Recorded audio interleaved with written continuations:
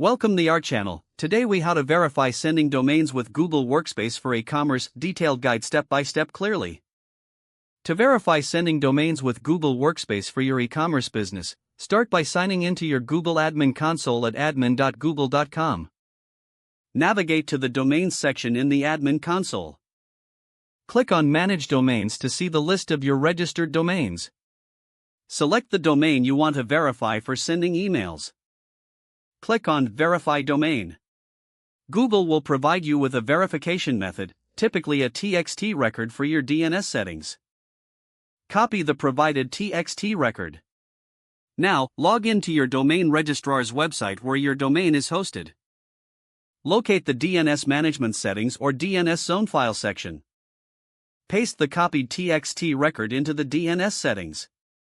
Save the changes to your DNS records. Return to the Google admin console and click Verify. It may take some time for the changes to propagate, so be patient. Once verified, you'll see a confirmation message in the admin console. If the verification fails, double-check the TXT record for any errors. After verification, set up SPF, DKIM, and mark records for enhanced email deliverability.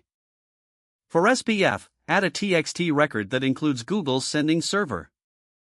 For DKIM, generate a new key in the admin console and add it as a TXT record. For DMARC, create another TXT record with your desired policy settings.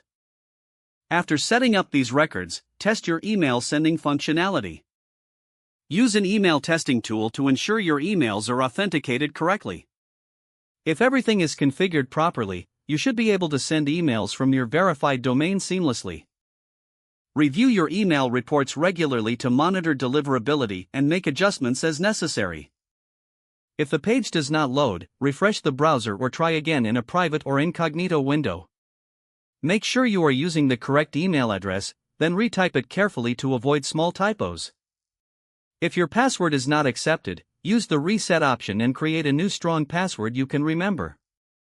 Check your spam folder for verification or security emails, then complete any requested confirmation steps. Enable two-factor authentication if available to improve account security and reduce unauthorized access risk. After signing in, review your profile details so your contact information and settings are accurate and current. If you see an error message, note it down and try again after restarting your device and internet connection. Don't forget to like this video and subscribe to our channel for more step-by-step tech guides.